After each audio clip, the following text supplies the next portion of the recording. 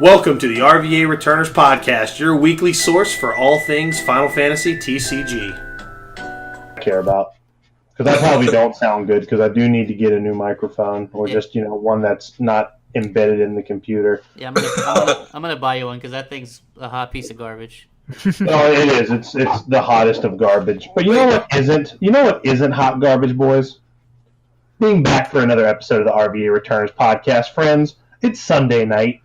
I don't have to work this morning. Well, I did have to work this morning, and I am tired as hell. Steven, you could probably vouch for that. 100%, dude. I think I regret not taking off today. I definitely do, too. Well, guys, I'm your host, Chris Adams. With me, as always, Adam Lane. Say hi to everybody. What's up, everybody? There they are. And we got a couple special guests with us today. They're no strangers to the podcast. They're no strangers to just, our scene in general. And that's Chucky Russ himself, Mr. Cookie Kung. And we've got Shaky Legs Magoo. We got Steven Arboleta. Boys, say hi. Hi. How y'all doing? Shaky Legs Magoo. Soothing voice. Yeah, we got a lot to unpack today. I know, Steven, you were at FanFest last week. We went to the New York Petite Cup this past weekend, which is why we're so dead-ass tired. Just a lot going on. I know there was a Petite Cup today, up in Canada. We got more events next week. But, there's a place. There's a place where you can go, kind of like Cheers. But you can get all this information, and everybody knows your name. Boys, you know where that is? Can I say it? Can I say it?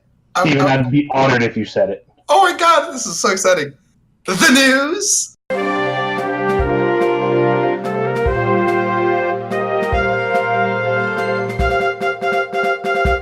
I've been looking forward to that all day.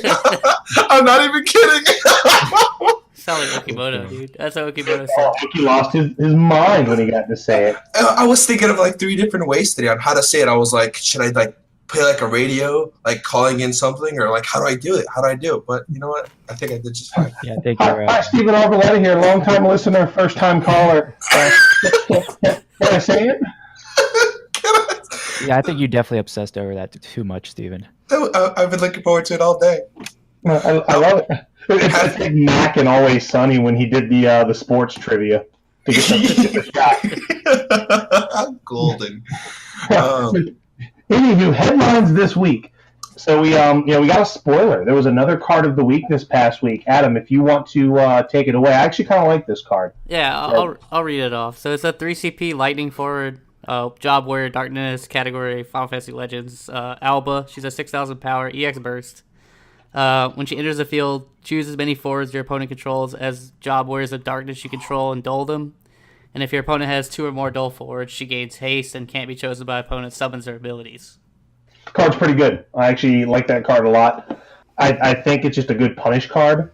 Obviously, we'll see what Warriors of Darkness bring to the table. But even in something wacky like Ice Lightning, where you're just like, all right, play Sarah, play that, go. I think there's some neat applications to it. Oh, yeah, it really helps the Eduardo plays, too. Yeah. Or Eric. Yeah, Eric. That's right.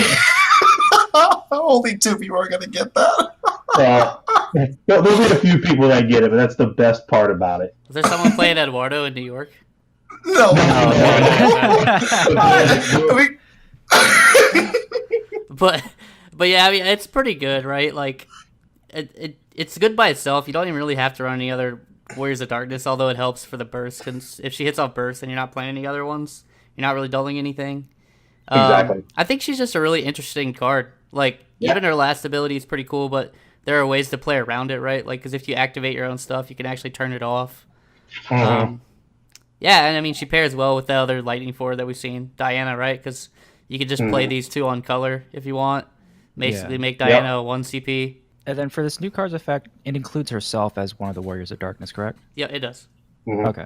So automatically just from there, if you play one other Warrior of Darkness, if you're playing Lightning Earth and you have Knocked on board or something like that, that's 2 forwards you're going to dole off the bat, and she'll get her effect right then and there, and possibly swing for game if that's a situation. Yeah, I mean, just playing her as a follow up to Alua is pretty good too, right? You play Alua, they play a forward to try to block her, and then you're just psych, and you play this. Yeah. And then you swing again. Yeah. I mean, that seems pretty good. I think it's good. I think the card's actually really, really solid. I can't wait to see, if Warriors of Darkness is enough of like a almost like a sub theme to put into a deck to really maximize the value. Well, so if you base off like what was in chapters, right? There's 4 of these cards, and we've already seen 3. So Yeah. there's probably one more Earth card. It's almost like it builds itself. Yeah, we'll see if it's worth. I mean, I think it's already worth it just to run the 2 lightning cards, and Diana only talks about legend cards, so maybe there's some other Final Fantasy Legend lightning cards that could pair well with them too. The only one I can think of off the top of my head, like currently, is Barbara. Yeah, but they're probably gonna print another one this set, right? Like I would assume. I feel like we've seen the art for one. Yeah, like all I can think of right now is Barbara. But a little light on spoilers this week. We only got the one, so maybe we'll see maybe some more this week. But it's hard. You never know. Also, I just thought about this because I had some stuff here I was looking through. Asmodai is Final Fantasy Legends as well. All the generals are. Yeah. For Final Fantasy Legends, I believe Aegis and Sol are as well. They sure are. Yep. Yeah, they are. So there are some things you can do with it. I think there are some archetypes you can try to splash those characters in. So we'll see. Like, I'm curious as to see what people build with, and that's something we can kind of talk about here in our main topic. But we've got Steven on here. We talked briefly last week about the Fan Fest, or Fanfare as it was called. Steven, you were there. Talk to us about it. How was it from an actual perspective of somebody being there? Kind of just kind of walk us through the whole thing. So honestly, the whole thing was a blast, and I feel like it was an amazing time more so because I know people in the community, and I had someone to hang out with the whole time, and I knew I participated in the 3v3. That was a pretty sick thing to experience. It was random battles throughout the whole event. But on my perspective, I think it was a great event. 10 out of 10 would do it again. But I feel like if you're someone who is just casually into the game, which is kind of what this event was intended for, and you didn't know that many people in the community and you went to this, you probably were not going to have a good time just because, like, the 3v3 kind of insinuated that you needed to have people there. As far as the title events, unless you were there early on, you didn't get a seat because it was originally intended for like 16 players, and then they capped it out like instantly, and then people had to like be upset, complain, and then they changed it and they added like another 16 to the pool, and of course the random battles. But I definitely wish you guys had come along with me. My experience with the 3v3 was pretty sick. I made it all the way to the finals, and unfortunately we didn't quite get there. And then the panel was pretty fun. Although when it came to the panel, I was a little upset that it was scripted rather than like allowing us to have questions. And I don't mind it being scripted all that much, as long as if you also gave us the opportunity to kind of like ask some questions here or there, because that's what a panel is. At this point, it was more like what it was like a press conference more than anything else. Like it wasn't a Q&A panel. So. Well, that leads me to a question for you, Steven. Now you're in the hot seat with Chris Adams. What question would you have asked if you had the chance to ask a question? What question would I have asked? Yeah. Can we get pricing like whales? If not, how come? That is an honest, hard-hitting question. Like there it is. Like it was super sweet. Like I got so excited when I saw what the Winter Cup had to offer, because I thought, hey, their Winter Cup non-competitive event, like kind of like our Petite Cups, if you will, had this sick, amazing pricing for all the stuff that was given out the previous year that's kind of left over that people still missed out on. I hope we get something like that. And to realize that we get this like quarter-size plush, some Chocobo sleeves or Tomberry sleeves that have been out for over a year, and only one person gets a trophy. It was a little upsetting. I understand that Petite Cups are not meant to be that competitive, but I was looking forward to having what Wales had for our Petite Cups, and that's not the case. Sometimes I just want to know why. That's fair. That is a fair assessment. But you said otherwise you would do it. You would do it again. 10 out of 10. Recommend, do it again. I feel like it's something that we should always do, and I was a little upset that I didn't get to experience it with you three. because Oh, it was shit. pretty sweet. Yeah, hopefully next year it's bigger and we get like a little bit more advanced on like when it's gonna be. Yeah, because I definitely plan on attending next year. Maybe next year, there'll be more. What am I trying to say? It won't just kind of pop up and then be like, oh yeah, by the way, it's in a couple months, that kind of thing, right? Nestled right in between like the events and the competitive season. Yeah, So, I don't know like what Cody said on their podcast. I don't know if you saw that, but like he was saying, just combine this with like James's thing and just let them like work on a 2-day event that's like a fanfare reunion type deal. I would support that. yeah. Cody Snodgrass with the great idea. Somebody get that man a corner office and a water cooler. He's got it right. My man knows what he's doing. My man knows what he's doing. But that was last weekend, and Stephen, I'm glad you had a good time, and thanks for kind of letting us know what was going on there.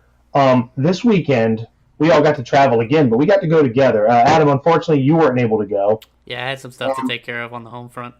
Yeah, you know what, it happens. But while you were here, getting things finished up, ready for next weekend, you missed hanging out with the Jersey boys, most specifically John Schreiner up at the New York Petite Cup. So Curtis, Steven, and I drove up there. We made it a 1.5 day event. We left Friday around 3. Didn't get there because for some reason, driving through DC on a payday Friday, anytime after 2 p.m. Guess what? You're sitting in traffic until 8 p.m. because we didn't get past Maryland until well after it was 7:45. Yeah, you don't drive through DC at that time on a Friday. Yeah, we messed up. I felt like somebody who was wounded on the beaches of Vietnam, confessing his life to his best friend before he dies on the beach. It was such a critical mistake. And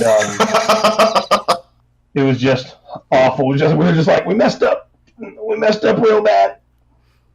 See, what happened is that I got stuck on the phone call, and that delayed us 45 minutes. Yeah, that's that sales life, man. It happens. But we got up there. We actually crashed with John Schreiner, who, by the way, shout outs to him, and his family is absolutely cool. They all of them are just fantastic human beings. We got to have some, we had some pizza and beers waiting for us when we got there. We jammed games until about 3 o'clock in the morning. 3 o'clock in the morning. 3 o'clock in the morning. Yeah. Then I went to sleep. Oh my god. Dude, Curtis, could you please give him a reenactment of how he sounded? Yeah, so if you guys don't know, if you ever room with Chris Adams, prepare it's not a race to sleep at all. It's a race. No. You can go to sleep. But the thing is that it's a race before Chris does. It's a race to who can fall asleep first. Who can catch disease first? Chris snores, but the thing is, he doesn't snore consistently. So, it's not like a constant... it's like that for a little bit, and then out of nowhere, it's just like... It levels up. It's like tier 1 snore. Exactly. And then there's some snore. points in the night where Chris woke himself up for snoring too loud. And then he talked to himself for a little bit and then went back to sleep. And then the cycle continued until very late in the night. Oh, that's so good. And it wasn't until the next morning, because I don't remember any of this, mind you. So it's not until the next morning when John, who was downstairs, was like, hey man, I heard you in here snoring last night. And I'm like, oh shit, I must have been snoring incredibly loud. And that's when just Curtis was like, oh no, it was awful. It was just absolutely awful. So while I slept like a rock for the 3 hours that we got, they were not nearly as fortunate. And I humbly apologized all day, but of course, John was there with the Taylor's own pork roll with breakfast sandwiches in hand, just ready to wake us up like a good dad and just get the day started. So then we drove. We had we drove. We got on the Jersey Transit, which took us all the way from Jersey all the way into Penn Station, right there into New York, and we it was an hour and a half train ride, which was fine. But we're just sitting there hanging out, talking, laughing and giggling, and of course they're making fun of me the whole time. And what the funny thing was, there was a guy on the train sitting on the next row in front of us, and he gets up and he's like, you can just tell he had just an ear-to-ear grin on his face because apparently he had just been laughing at us the entire time, just the shit we were saying.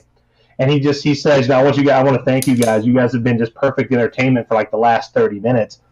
And he's like, "You guys should be on a podcast." It was so good. I was like, in fact, we are, good sir. You know what that reminds me of? Remember when we were in Philly that one time for a fighting game tournament? That the lady asked us if we were on a softball team. Oh, it was the best. We oh, what are you guys, part of some softball team? I don't know why it reminded me of that. And we so ashamedly grabbed the 100 chicken McNuggets that we ordered and just scatter out. Mistakes were made. Very much so. Very much so. But yeah, and then we got there, and then we finally, of course, we walked in there, and it was a rogues gallery. We saw a lot of people. Dan was in there. I'm so bad. I keep wanting to. Savages, bro. You have Nick Schnell, Mike Hunsinger. Tracy was there, right? Yeah, Tracy was there. Colin Rupert was there. Your man Gabe. How do you forget Gabe? Gabe, the man Gabe. Hey, there's his father. Careful, guys. We're on a recorded line here. Yo, you randomly said, middle of a conversation, he just pauses. Hey, guys, we're on a recorded line. I was like, wait, what? Where did that come from? Yep, and I keep wanting. I know his name is Philip, but I keep wanting to call him PJ. He also top four. The other Jersey boy. Is it PJ?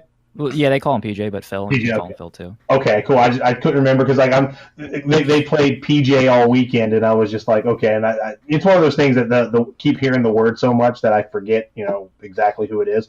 But like everybody was there. A lot of people who I hadn't met yet came up to us and came up to me and was like, "Hey, big fan of the podcast." So shout outs to everybody that was there. That we appreciate it. We do this because you guys keep listening to us. Big mistake. But we appreciate that. So it was really nice seeing some people that have been supporting us this whole time. So thank you for that. And this was again my first time at the Uncommons, and it was a small store. Boy, the stories did not do it justice. I mean, on a scale of 1 to One-Eyed Jack's, how big is the store? I'll tell you right now, One-Eyed Jack's is a 10-room mansion compared to this place. That's bad then. That's really bad. Yeah. And I felt like Harry Potter underneath the staircase. But there's so many board games stacked up. It looks like a wizard's chamber. With if you watch a medieval movie or a fantasy movie, the wizard's got books all the way up to the ceiling, and there's just papers willy-nilly flying about. They have one of those ladders on wheels that kind of goes through the store that they could reach. That's the only thing that was missing. There's not enough. If they put a ladder in there, half the store would be gone. Jesus. Yeah. It was tiny, and everything just felt piled on top of everything because it's just it's a small space. You're literally in a back alleyway in New York. So, and to be fair, they do well with the space they have. With that being said, I think we can kind of segue into the event, and since the three of us were there and we're all here. We'll go around the table. We'll let everybody have their experience. We're not good, bad, and indifferent. We'll talk about the decks we played, matchups as best as you can remember them, how you ended up doing for the day. And Curtis, we'll start with you. Sure. So I ended up playing Mono Ice, with a little splash of Earth just to surprise people with Shantoto, using Flan to search out the Earth Flan and basically catching people off guard with that. I was going to play Wind Water, but I kind of made an audible and switched over to Ice just because it felt nice playing till when we played 3 o'clock in the morning. And also I felt like it was going to be good against a lot of weird decks that you might not expect, off the fringes off meta decks and things like that. For the event itself though, overall it was a pleasant experience, barring the obvious things that we're going to be talking about probably in a little bit. But the event itself ran kind of smoothly. Nothing was too jarring, at least most of the time, in my opinion. People were extremely nice. I enjoyed every single game I played. Enjoyed every single person I played against. It's just the small little things of how they ran the event. But matchup wise, I played Dragoons round 1. Played. Oh boy. Blanking out here. Played Scions as well. Played 2 Mono Ice Mirrors, one of them being Colin Rupert, of course. And then also played against Ice Water, I believe. Overall, matchup-wise, I wouldn't say I struggled at all. Like I know exactly where I lost, and it was kind of they drew better cards than I didn't, especially if you're in the mirror match. Like if they get Duke Larg early, then you're kind of done if you don't have it. Yep. And then aside from the very last match, like every match I played, I felt like I was in control or at least like on equal footing. But overall, the event was pretty good. And it's just at the end, like once the event ended, though, at that point, everything just went south because like as soon as they announced top eight, the one of the guys working at the store, not the owner, but like I guess the second in command or something like that, he screamed on the top of his lungs, like, "Get out of the store now!" Like after they called the top four, and I was in the street of New York, and New York's a busy city. If I can hear this guy screaming from inside the shop, from outside the shop, that's a problem. And it wasn't nice. It wasn't sugar coated. It was just plain rude, and it just was completely off putting. And like everything else that everyone was talking about on like the U.S. page, 100% fact. All that happened. I don't think I'm going to go again to that New York shop ever again, though. So Yeah, it's a shame to hear a lot of those things because, like, it sounds like as far as the game itself goes, and the people that were playing, the event was great. It's just like the store wasn't really built to handle it very well, and then on top of that, they did a few things that were just like rub people not the best way. So, and like the space wise, like it was definitely uncomfortable, and I think everyone like who's seen me, I'm not a big imposing guy, so sure, like I can squeeze in there, I'm fine. Like for Chris and Steven, probably not the case, but like for me, I'm okay. But like they did the best that they could do with what they got, but they probably shouldn't be in that situation they probably shouldn't have that in the first place. So that's my argument there, but it was kind of a sour experience as soon as everything ended there. The only thing, like, the dude who was like really rude at the end, like, I'm pretty observant. I always like stay around. I can't like focus on one thing at a time just because my ADHD is always running rampant. So like I'm looking around, and I noticed like the dude towards the end of the event before they called top cut, like he's just like really agitated that people are customers are coming in and they're telling them off because like we're having that event there. And like progressively throughout the event, from when he got there, you could tell he just got angrier and angrier and angrier. Like, dude, you shouldn't have agreed to this. You shouldn't have said yes to this. The store itself should have said yes to this. You guys aren't like equipped to handle this, or if you can't afford to not have those customers here, you should have said yes to this. You know what I mean? yeah, I agree with that. Like, obviously, if it's going to cause you an issue to have a 40-person tournament in your store, Don't have it. Yeah, then just don't accept it, you know? Yeah, I agree with that for sure. I guess before we move on to, like, Steven, Curtis, do you regret your deck choice at all? I don't regret the deck choice at all. Like, I probably should have made changes to it because honestly, I just kind of took the Japanese list and just played card for card. But now, after everything, I've put my own stuff in it and it feels much better.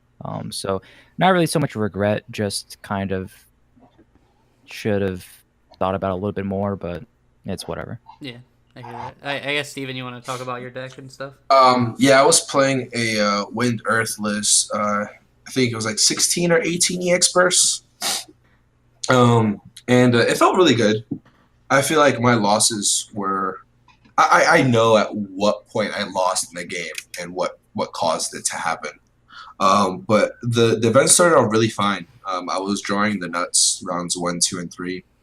First round was against Nicholas Schnell, so he was playing on Wind Water, and I got to double Cactard. He didn't see a single water backup, and the one that he did, I just archered it. So that kind of went from there. Second matchup was I was going up against Tempo Ice, Colin Rupert. He got their early discard on me, but eventually I got triple Cactar. That deck can't do anything about that. And then my follow match was against Virgil. Pretty close match all the way through. I wasn't getting much point across, and I wound up winning by deck out. After he cag bombed me, I just killed his Viking on the way out, and he couldn't finish me off in that turn, so I decked him out. Follow-up matches after that was against Dan. He was playing Earth Water. Like anti-wind earth, like just anti-wind earth. Like I don't win that match. I don't think I can win that match. Yeah, I think Chris was playing that at local, so I got a pretty good feel of like what was in that deck. Yeah, you and by the way, Adam, I'm glad you mentioned that. Not to cut you off, Stephen. no, go for it. But one of the things they changed was one of the things we were talking about because they were realizing that Porum was a really good card. So I guess So- side tangent was Chris was thinking about playing it with them, the deck, and so he brought it on Tuesday to locals, and yeah, like Porum was just shitting on that deck like really bad. Like anytime he tried to do any of like the cool activation stuff or any kind of like tricky stuff, Porum was just like there to shut it down. What did they add in though? Porum. Oh, they added in their own Porum. Got it. Yeah. Yeah. So I don't think I win that match unless they draw bad and I draw the nuts. It's over. Well, the big trick that they had, not to cut you off again, Steven. You're never going to finish with me here. The thing that they really got a lot of mileage out of was tightening somebody and then cladying them to just have an infinite blocker on that turn. Yeah, that's pretty good. Yeah, especially if it's like something like Delita or something, you already get blown out for trying to kill it. Yep. Yeah. Yeah, funny thing is, I look at the round and I see that I'm going up against Dan, and then instantly I'm like, "Fuck, who knows this deck? Who knows this deck? John knows this deck. Hey, John, so curious, how do I beat this deck? This is granted, we're like in a pack of sardines here, scrambling to get through our tables, and yes, the way that it felt in the store when the rounds shifted. Have you ever seen like a video of like when you like open up a box or something and like you just see a bunch of bugs just scattering everywhere, all on top of one another, through one another, all that? That's what it felt like in that store. Like as soon as the rounds pairings were up and people were looking for their seat, that's what it was. And so like I'm scrambling through it, trying to get to table one, and then I see John and I'm like, John, how do I beat your deck? I mean, yeah, how do I beat your deck? What's good against it? He's like, I don't know. I was like, do you guys play Gravitron? Do you play Ovelia? And then Chris is like, yep. And then John's like, why are you telling him? But doesn't matter. No bit of it. I could have known every card in that list. I don't think I win. Yeah. Followed by, I played against Scions, and there was one turn where, he opened up pretty well.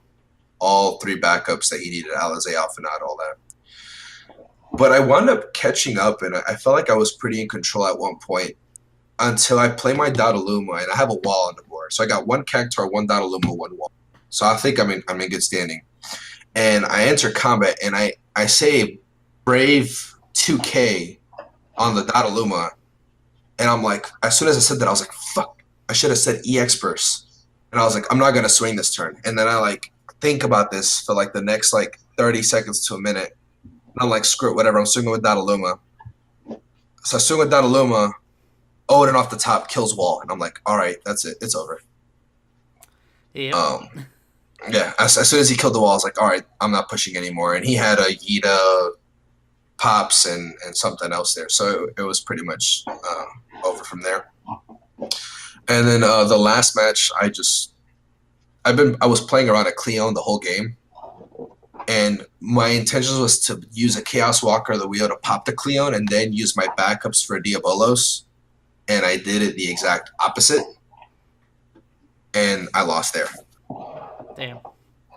So both you guys finished 3-3? Yeah, I went 3-0 and then lost the next three after that. It was pretty sad. Like I think both me and Steven were like on a roll on the first half of the tournament, and then as time went on, we just started losing. All right, Chris, you want to go ahead? Yeah, to keep the 3-3 train alive, I also went 3-3. That was nice. Yeah, I was playing the Earthfire Wool lawn deck that I did in the video recently. I think it was actually a fantastic deck choice because I started out okay. I started out 2-1, so I wasn't undefeated because game two, I'll get to that. My first matchup was against actually Mike Hunsinger, and he was playing Mono Lightning. It was one of those matches where he got hung up on backups because, like we've talked about before, with Mono Lightning, if you don't open like Sid Previa into backup, the deck just doesn't feel good, right? Well, he didn't open that way. I think he only saw one or two backups, and I saw everything. Like everything I needed, I believe. I cryo specialed him 4 times in that match. Oof.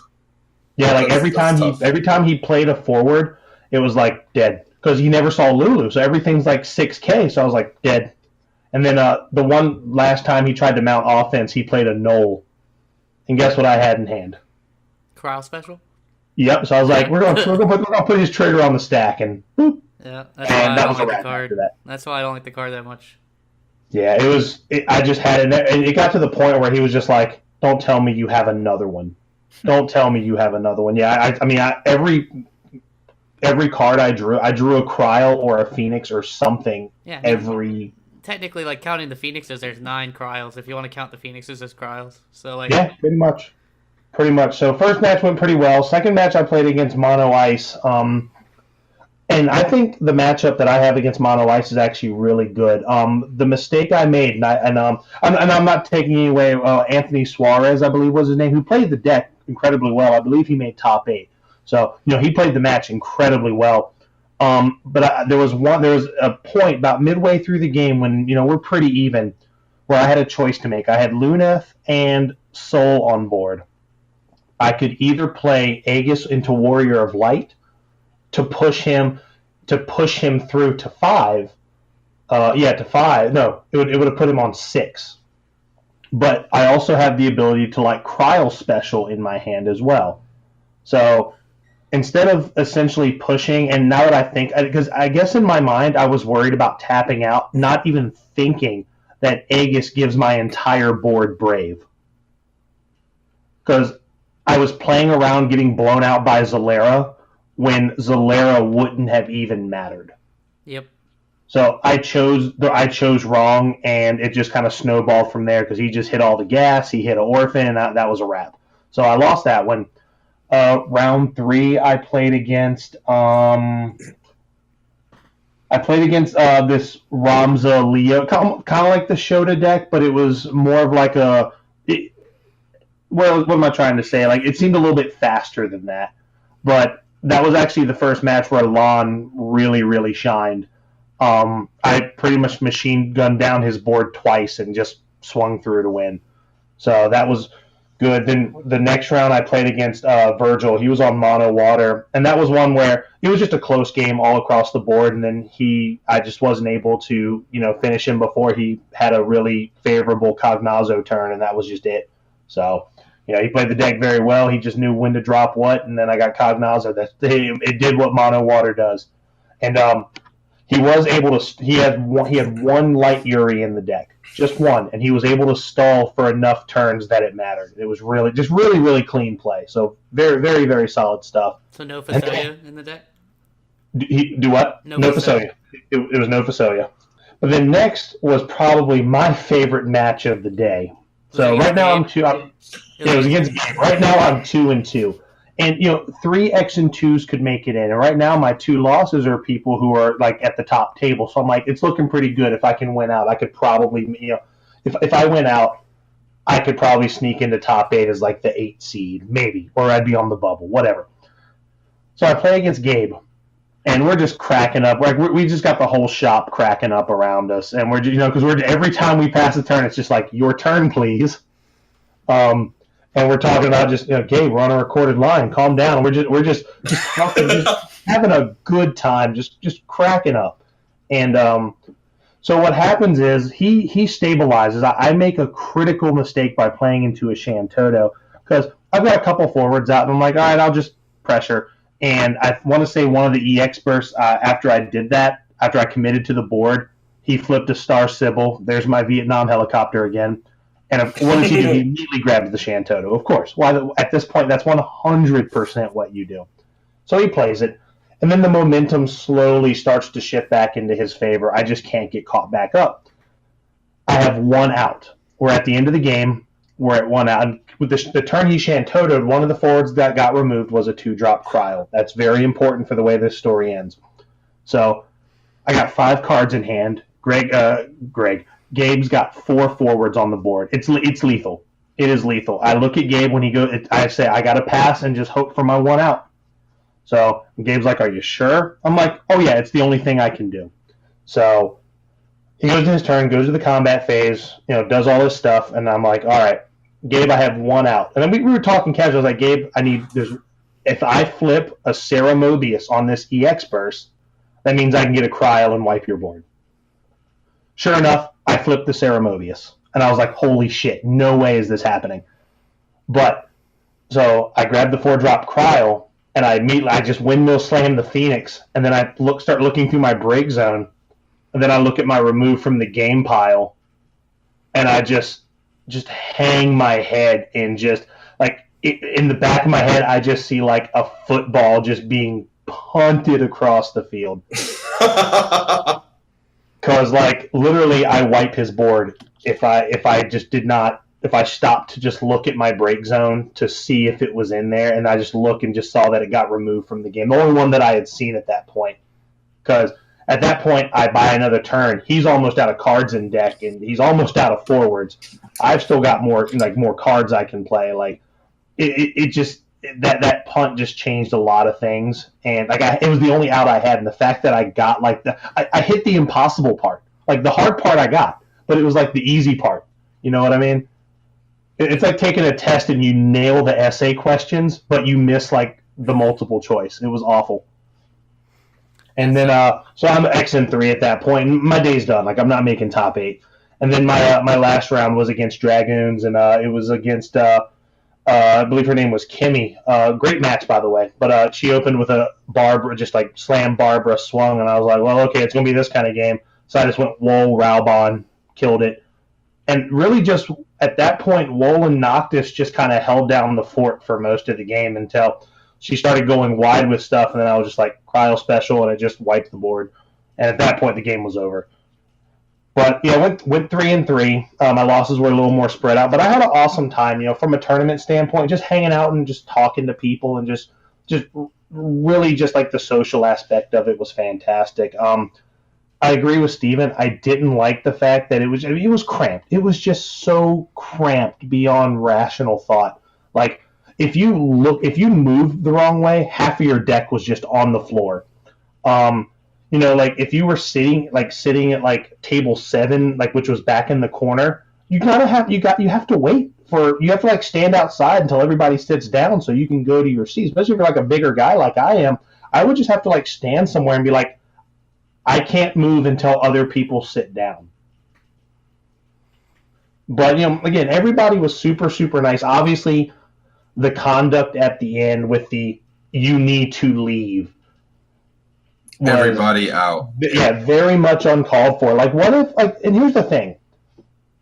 What if, after this tournament, say we were staying the night, like, say we stay up there another night, but, like, after we were done, what if we wanted to sit and have a cup of coffee and play a board game to unwind? Oh, you're just throwing us out? Well, go fuck yourself. You know what I mean? That's kind of the mindset at that point. And like Curtis said it best, like everything was fine as it could be until it just got to that point. Like you almost nailed it. And it was off. Like, you know, it didn't bother me. Like I don't give a shit. Like I'm not from here. I don't have to deal with that.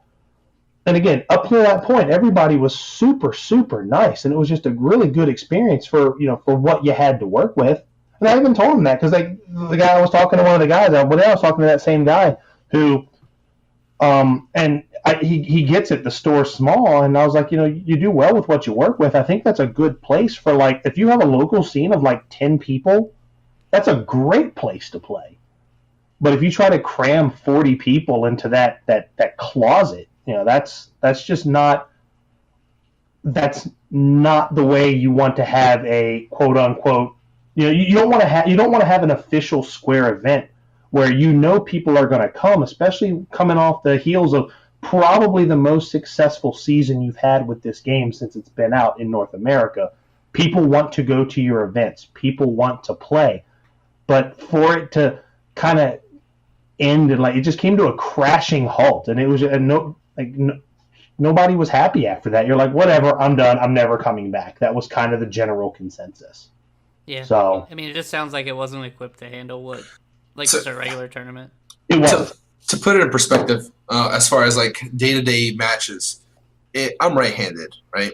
If someone to the right of me is left-handed, every turn we're bumping elbows. Oh yeah. Like we're in each other's in each other's personal space, because that's how it was.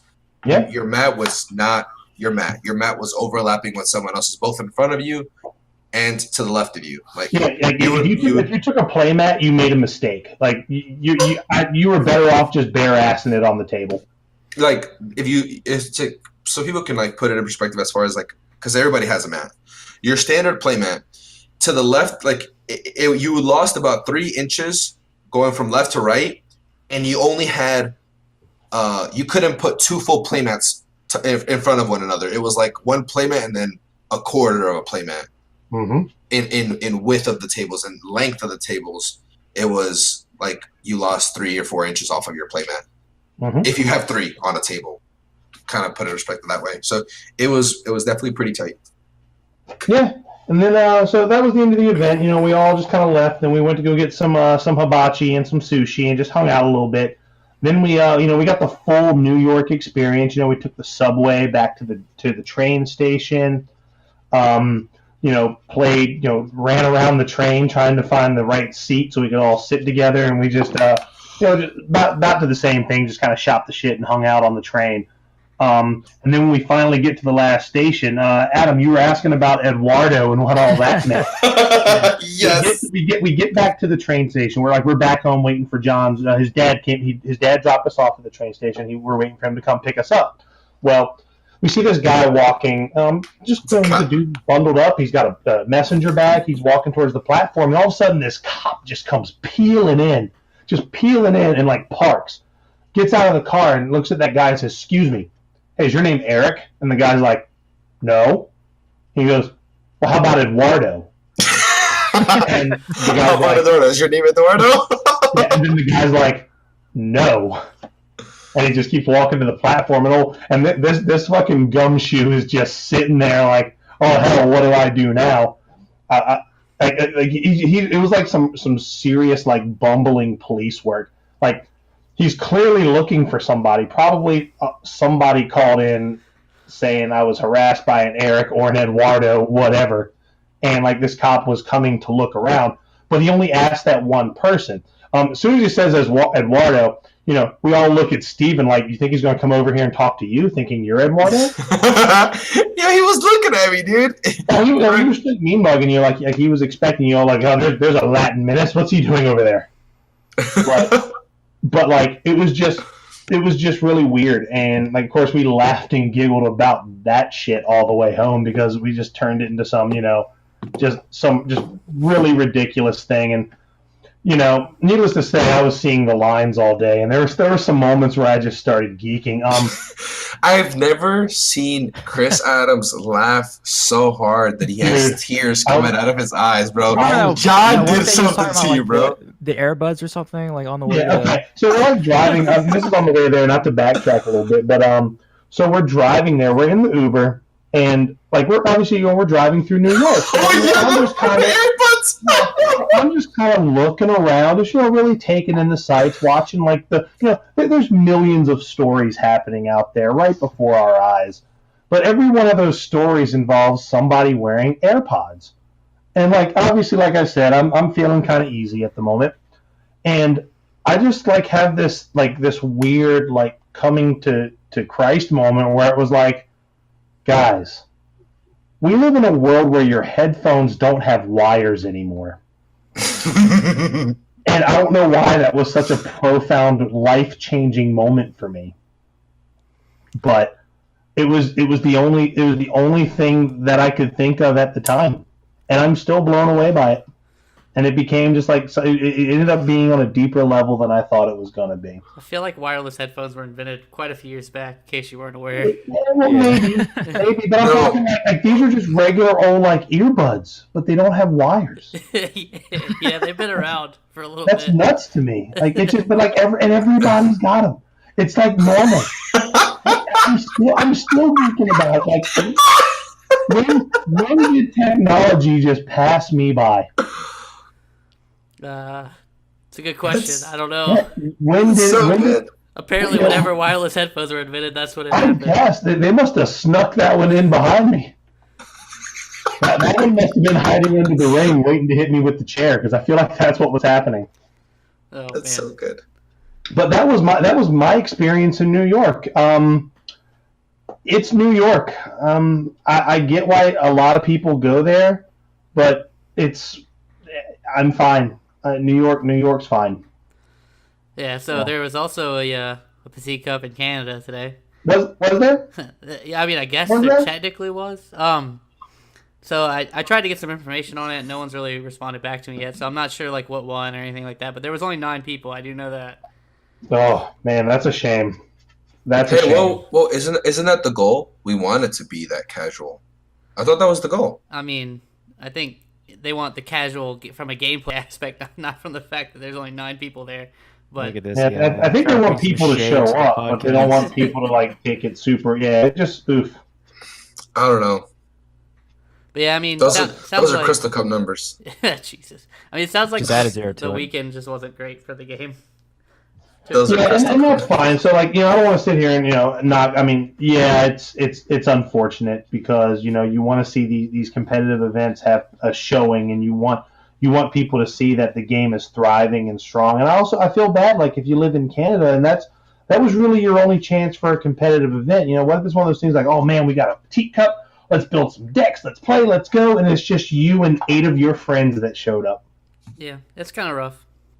But yeah, hopefully, and then the whole rescheduling of their Crystal Cup and stuff. So it's just Yeah, there's definitely some drama with going on right now with our neighbors in the north, and maybe they'll be able to get that taken care of in a amicable fashion, and we'll see what happens. Trying to think. I mean, yeah, it's I'd like to get some more. I'd like to see what else happens with that. I'm trying to think that really overall, especially if you look at all the Facebook pages today, there was a little bit more negativity coming out of the weekend than there was positivity, and that's a shame because it's always a good time when you get to catch up with everybody and you get to see everybody, and you get to see some new faces, especially in the position that we're in, where we're content creators. So when you have people come up to you and say, when you have somebody come up to you and literally say, "I fall asleep to your voice every night," you're like, man, that's amazing. yeah. I mean, I guess I'll end it on this before we go into our main topic for a little bit. But I'm glad that these things are being said though, because they need to be said. They need to be visible. Mm-hmm. Yeah, I agree with that 100%. It's you can't just sweep it under the rug. Yeah. So. But with that being said, unless you guys have something else to add, we're going to just kind of get right into the meat of this episode, which is well, I guess I should ask. I just asked, do y'all have anything else to add? How rude of me. No, let's get it going. The silence was deafening. Yeah, so one of the things we were kind of talking about today, more so in passing. And I'm glad it came up because one of the things I heard from Mike Hunsinger and Colin is that Kevin Witherow, one of the guys up in from the Philly group, just hasn't been playing because there's just nothing exciting happening in the game right now from a meta standpoint. And he's not the first person I've heard say that. There's a lot of people right now, and it's not so much a line in the sand as it is just a very kind of speak with your wallet kind of, what am I trying to say, kind of stance. A lot of people think the meta has gotten stale. Granted, to play devil's advocate there before we even have the conversation, we got a new set coming out in about a month. So I can imagine winding down the meta does get for the most part. I don't like to say a meta's been discovered, but for the most part, the powerful interactions have been found. So, with that being said, let's present the roundtable question. Guys, do we think the meta for Opus 7 got stale? I mean, I feel like it's been from the very beginning. At the very beginning, you got one exciting thing. I'll kind of say what's exciting about it, and then what's the same, what hasn't changed. Mm-hmm. Yuri Chelenka made everything pretty exciting because made Windwater, Rob's list, pretty bonkers. Mono Wind actually became viable. That's legit, right? Mm-hmm. But and Warrior of Aegis and Soul kind of brought more light to the Warrior of Light archetype that can actually make it competitive now. As you you played that deck yesterday, but aside from that, like everything and Turbo's gone. That's what changed in the meta. Mono Water for Soya, still great. Earth Wind, exponentially better. Fire, standalone fire, probably not the best. Mono Earth, didn't see any difference. So when you add cards like Galdes that just made it a little bit better, and everything else is pretty much the same, yeah, it's been stale from the get-go. There was very minute things that changed. The change from Opus 6 to Opus 7 was not the change Opus 4 to Opus 5. 5 was probably the biggest meta-defining or meta-changing Opus. Oh, absolutely. I don't think anything has been that great of a drastic difference since. So this one was probably the least amount of change. Sure. As far as the meta, from what I'm seeing, give me your input. Tell me what you think otherwise, or so I think it's changed a little bit more than that, but I think what you said is they're all fair points. So Layla Viking's definitely taken a back seat for the most part. Oh, big time. And that was like everywhere before this set came out. And I think it was more so because Windwater's I think Windwater's the best deck right now, pretty clean. And you don't want to play Layla Vikings into Valifor. It's just a bad look. That deck's pretty insane. I think that the biggest thing is like the meta decks are good, and there's reasons why people are playing those decks. They're the best for a reason. But with that being said, I think there's a ton of decks you can win an event with. I've been seeing the Moogle deck a lot. I feel like that deck's pretty strong. I think Mono Fire's okay. I don't think it's like super great, but I think the Mono Fire Wolless can sneak up on people and beat them. I think Mono Lightning, while it's like I'm not a huge fan of it, it's pretty decent, decent enough. There's just so many decks that can win a tournament. The thing is like, do you want to risk playing that, or would you rather just play the established thing that you know is really good? And I think that's kind of where we are, and if that makes it stale, it kind of just depends. I guess it's the best way I could put it is it's as stale as you make it, kind of. If those are the decks you want to play and you're playing to win, no one's gonna blame you for playing those decks because they're the best decks for a reason. But you can win with tons of things, in my opinion. One thing that I do want to point out: the finals for the New York Petite Cup was that Earth Water anti-wind wind earth deck, with the Delita, the Ash, Wrestler, the activation, and the Carbuncle tricks, and then wind water. But it's not your typical wind water. It was wind water standard units. Right. So what, like Rangers and stuff like that? Yeah, it was like Maria, Arc, Waka backups. It's just anthems, like triple anthem backups. So he's probably running Layla and your Viking, stuff right? is just I don't know if he was running Layla Viking. Maybe he was running Layla Viking because he had favorites in there. And I don't think you want to kill your other standard units that are like 10Ks, yeah, I think, 10K beaters. I think if you see a fan for it, it's pretty usually Layla Vikings in the deck also, especially if they're running Gladiator too. Ranger is a really good target too, but it helps to have the Vikings as well. So that's true. So it probably I know because I saw him play Arc, Maria, and it was Wind Water. So at that point, it's got to be standard units. Yeah, sounds almost like Curtis's Opus 4 list. Yeah, it was very from what I got to see, it was very I guess Opus 7 version, but that's the idea of the deck. Yeah. And then, did he still have Yuri Chalinka or no? No, not from what I saw. Okay. Yeah, I don't think there was any Yuri Chalinka in it. Got it.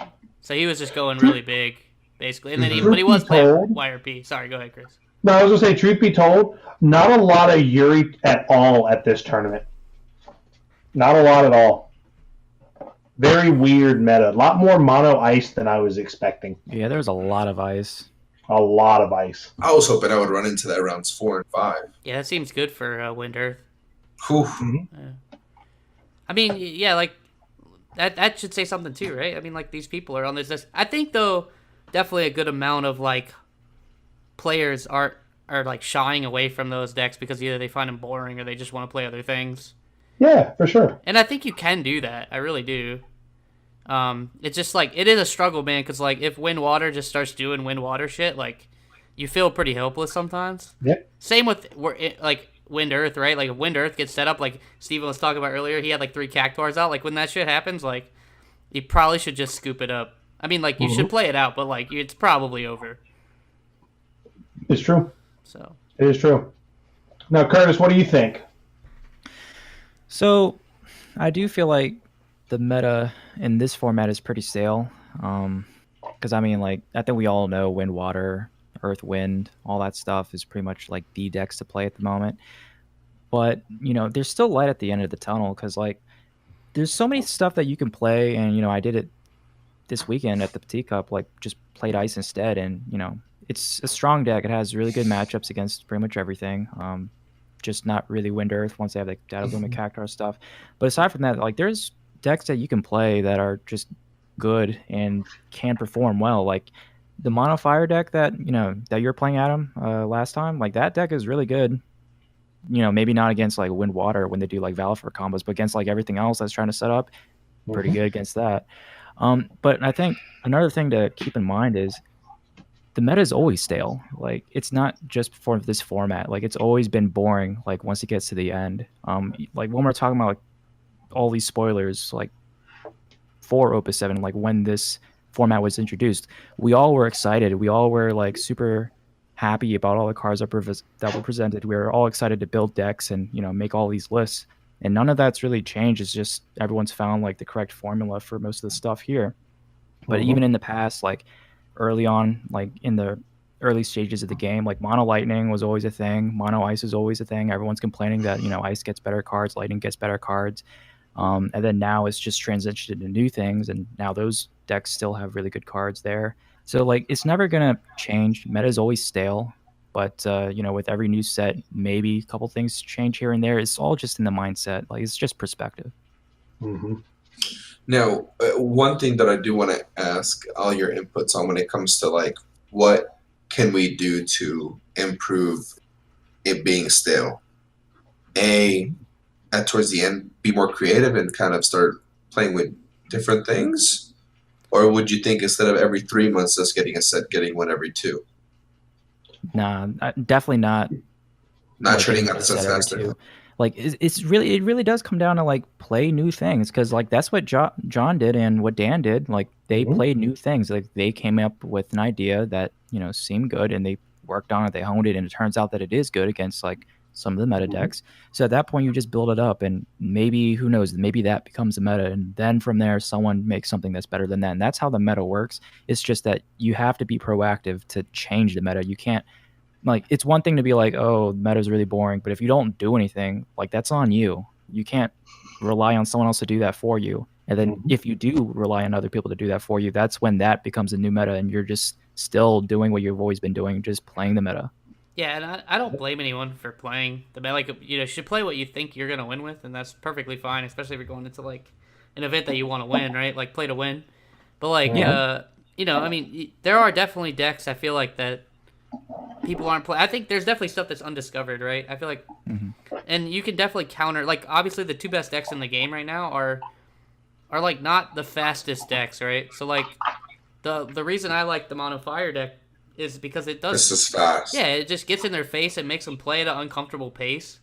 I mean, granted, you can get unlucky if you hit burst. It feels really bad because in this game, like, if you're playing forwards out without playing a lot of backups and they die to burst, like, it's going to feel really terrible. And if those decks do get set up, you're going to die.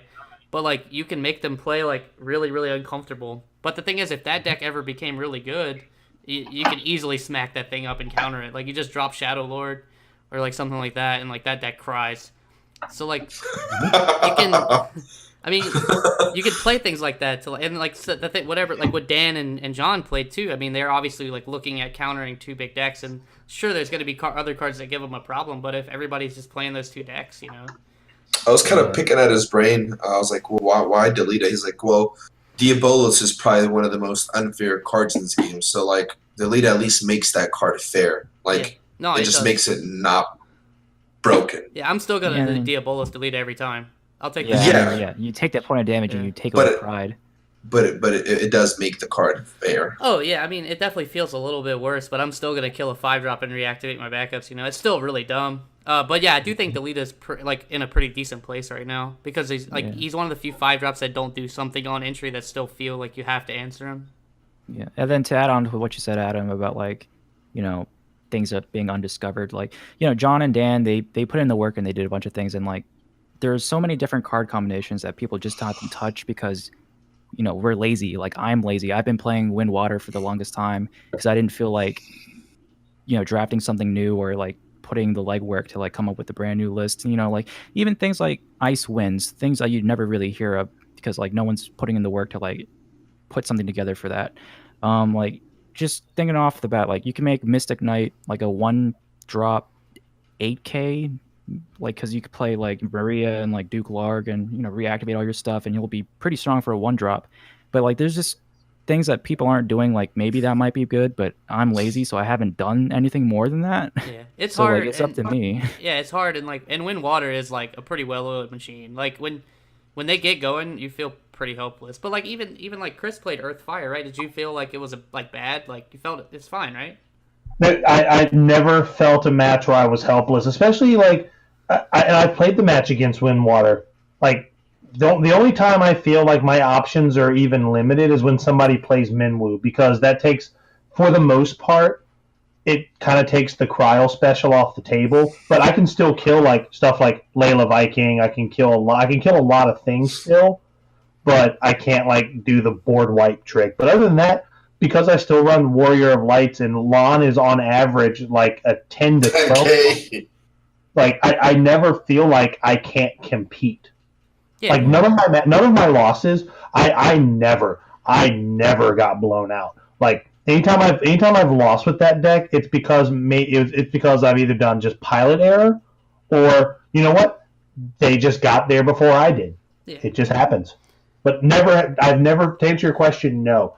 I've never felt like I was just out of a game because I couldn't play my cards or something, Yeah, and I feel like as long as you have a decently constructed deck in this game, you can bring it to a competitive event and do pretty well. I mean, like I said, obviously those two decks are the best decks for a reason, but... Oh, yeah. Because every deck has brain dead plays. Anyone that knows how to play the game can do it. Anyone could do Dataluma Cactar. Anyone could do build up to 5 backups and then play Diabolos. But it really does come down to skill in this game. So even if you're playing someone else that is playing Wind Water, or they are playing Wind Earth, if they're not top tier at that deck, you always have a shot, because those decks can be really hard to play, especially during the neutral game before they're set up. So you can play whatever you want as long as you are good and you know what you're doing. You always have a good chance. Yeah, and those decks are extremely hard to play, I think, because especially Wind Water, there's a lot of sequencing. I mean, Wind Earth is once they get set up, they can kind of do what they want. But Wind Water, you have to constantly make sure you sequence everything right, or you're gonna look like an idiot. If you play one card out of sequence for Wind Water, you're locked out of CP options most of the time. Yeah, and then when I brought the Fire deck to North Carolina, I would play because I know that people are gonna be playing those decks, and I know what their removal packages are for the most part. So literally I would just drop turn 1 Godot, and they'd be like, shit, what do I do? And I'm just okay, cool. Now go to 3 damage. It's yeah. And then at that point they're on the back foot. They're forced to play hard casting stuff from their hand, and I'm swinging over Camlanauts. I don't care. There are things you can do. It's just, do you want to play those decks, or would you rather play something that's more established and has good lines? So. Mm-hmm. No, makes sense. Makes perfect sense. But overall, if you think the meta's stale, we don't really have much time left with it because, new set's coming out in a month. But if, you're enjoying the competitive season right now, there's a place you can come play next week. We've got a Petite Cup happening in RVA, and we are T-minus 5 days or 6 days at this point, I guess.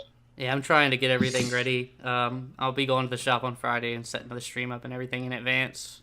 Same. We've got a lot of people coming into town. I'm talking with Buckley about possibly having an event Friday night just to just to kind of welcome everybody. Nothing crazy. Almost treat it more of like an FNM kind of thing. Just people come in, have a small tournament. Let's see how it goes, just to get the blood pumping, as it were. But we'll see how that goes. I'll talk with Dan and Buckley this week, and we'll see what's going on. But other than that, guys, any parting thoughts? Other than let's let the listeners know, what time is the Petite Cup starting on Saturday?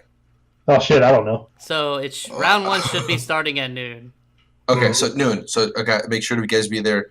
If it's at noon, make sure everyone's there by like 11 o'clock. Have everybody turned in. Yeah, doors open at 10. Event. Doors open at 10. Perfect. If you're pre-regged, you already are on the list. All you have to do is come up and put your name down and pay, or like tell them your name and pay. And then I'm sure we'll have some people at the door. Right now we're like around 80 pre-regs. So if everybody shows 80 up, is 7 rounds of Swiss or 8 rounds of Swiss? Should be 7, I believe. Yeah, I think right now we're at 7. But there's a chance with the walk-ins we maybe will hit 100. It'd be pretty high if we do.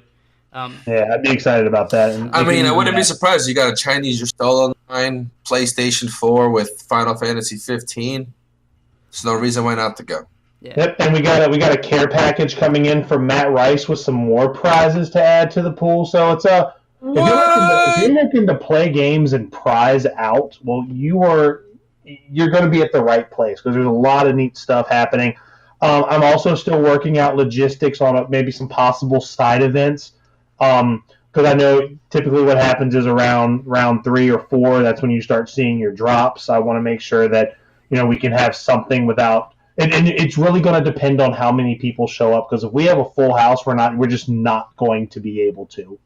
Yeah, it's going to be hard to have room. I mean, people can kind of do stuff on their own if they want to do some impromptu stuff, but I don't know if the employees are going to be able to help us run separate side events. Like we might be able to have our hands full. Everybody's going to be comfortable. I can promise you that everybody will have space. Oh yeah. It ain't gonna be like what we described during this podcast. Well, y'all haven't been back since Battlegrounds renovated, so they're even I bigger have. now. Curtis has. Curtis is. Yeah, it's much bigger now. Yeah. So they've even changed since you've been there, Curtis. They moved a lot of stuff. So. Oh really? Yeah. Okay. They knocked out that whole wall. Oh dang. Okay. Yeah. So it's pretty big now. But like for the side events thing, like maybe you guys can work something out because I know you guys are taking breaks for the stream, right? So, Yeah. like whoever's like on break, like around like round 3 or 4, like maybe you guys could run some pods for like title or something. I don't know. Mm-hmm. Yeah, well. Or I mean, maybe take a look at possibly see if RB can send you guys the sheet that people use for Wolves Den, and then just like Wolves Den is pretty much self. I mean, we can make our own Wolves Den thing. The only worry I have is I don't know what we do for prizing. Maybe that is a good idea. I could easily make up achievements for Wolves Den. Like I could do that myself. Yeah, like most wins, and at that point, you can have a one row of tables halfway after a few rounds, and that might be something to think about for sure. It's self-sustaining pretty much because. Yeah, we'll have to figure it out. We'll have to figure out what kind of prizing and something we can do. Like I said, a lot of it, a lot of this extra stuff we're doing is for the community. We just want people to have a good time. We want people to come out and just be able to celebrate the game and celebrate each other's company and just have a good time with it. That's really all we're looking for. And we just want people to know. We want people to know that if they play Final Fantasy trading card game, they can come to RVA and just know you're going to have some really good competition, but you're also just going to feel so welcome, and that's all we want. So, but with that being said, I mean, I've got nothing else, man. I'm just ready. I'm ready for this weekend. I'm excited to see everybody. It's going to be just an awesome time. It's going to be like just this past weekend, continued with more friends and more room between myself and the wall. Yeah, the next podcast might be late. Oh, it's definitely going to be late. So. It's 100% going to be late. Maybe by a day, because it just really depends. Because we're going to be.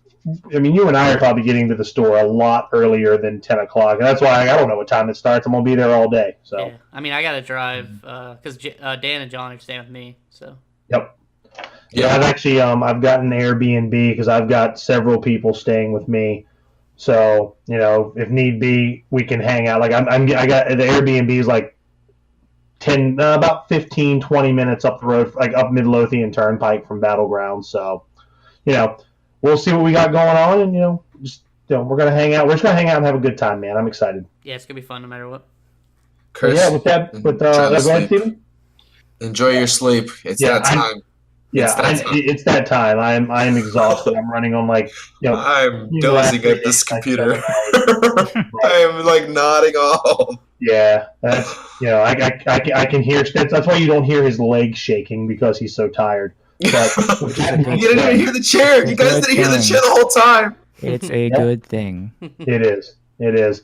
But guys, thanks for being on. It's always a treat when we have you guys on. And we, just always glad to have our local community just showing that camaraderie like we always do. And I can't wait to see you guys again this weekend. Thankfully, I don't know if anybody's staying with you guys or if you're coming down Friday or staying with anybody down here. But I promise, wherever you're going to be at, that person's not going to snore. Not true. Alex is staying with me over the weekend, and I think he gives you a run for your money. Oh, really? He's like one day of congestion away from one of those what are those machines called what CPAP machines or whatever those things. No, are I said, called? here's the thing. He went to get the test for sleep apnea, and the doctor was like, "I don't got." He's like, "I don't have this shit. I don't understand how I don't have it. Like, I fucking snore so loud. It's like a bomb." With that being said, guys, we're gonna go ahead and sign off. Probably no videos coming out this week, but I am. So actually, I got one more thing to say. I do want to thank everybody who's. We've got a lot of comments and a lot of interaction on the Change My Mind video. So I want to thank everybody for that, and we got another one of those coming. And I will say, playing a little bit more with Lon this week, and I think the card is better than I gave it credit for. I still don't think it's the best, but I do think it's. If I were, for me, it was a hard 6 going into this weekend, but I think it's a solid 8, out of 10. That's a good increase. That's a bump. Yeah, I mean, you watched. There were just games I was playing where it was like, oh, you've got 4 forwards on the board and they're gone. Yes. And all I did was either use Lon with a Hecaton chair or just turn him sideways. Yes, so it was good. But yeah, it was good. So, next one of those coming out soon, probably after the Petite Cup, but, we'll burn that bridge when we get to it. That being said, Adam, always a pleasure. Curtis, Steven, I'm going to bed. All right. Good night, everybody. See you guys later. See ya. Hey, everybody. Thanks for listening once again to the RVA Returners podcast. If you like this content and you want to hear more, check us out on YouTube at RVA Returners, and make sure you follow us on SoundCloud and check us out on Google Play and iTunes.